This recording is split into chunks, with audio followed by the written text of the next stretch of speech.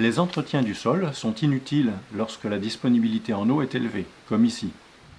Ce tutoriel présente au contraire le cas des stations où il est nécessaire de maîtriser la végétation concurrente.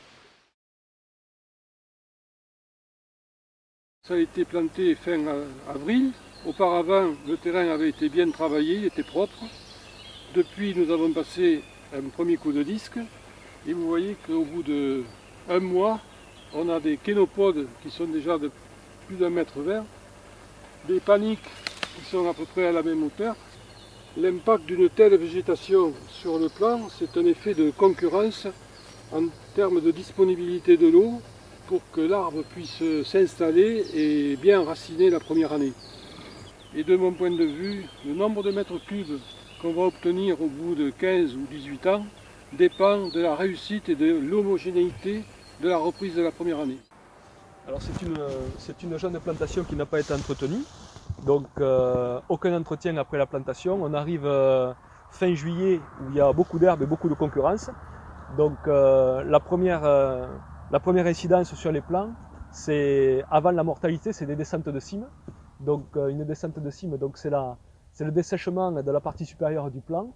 Donc ça c'est la conséquence directe de la végétation qui est autour et qui a fait concurrence au plant.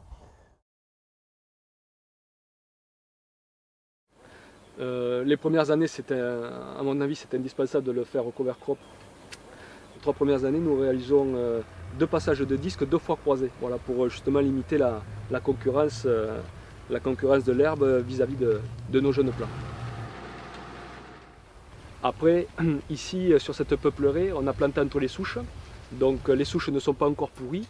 C'est la raison pour laquelle on ne peut pas passer le disque sur l'endroit où il y a les souches. C'est pour ça qu'on observe une bande au milieu. À chaque fois, il y a une bande d'herbe, puisque c'est la bande où sont implantées les anciennes chousses de l'ancienne plantation. Mais ça, dès l'année prochaine, les souches commencent à pourrir et dès l'année prochaine, on pourra passer dessus.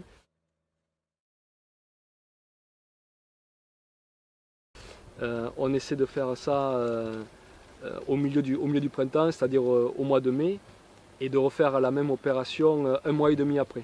Voilà. Ça c'est pour des jeunes peupleraies, et pour des peupleraies un peu plus anciennes, on peut se permettre de passer un peu plus tard.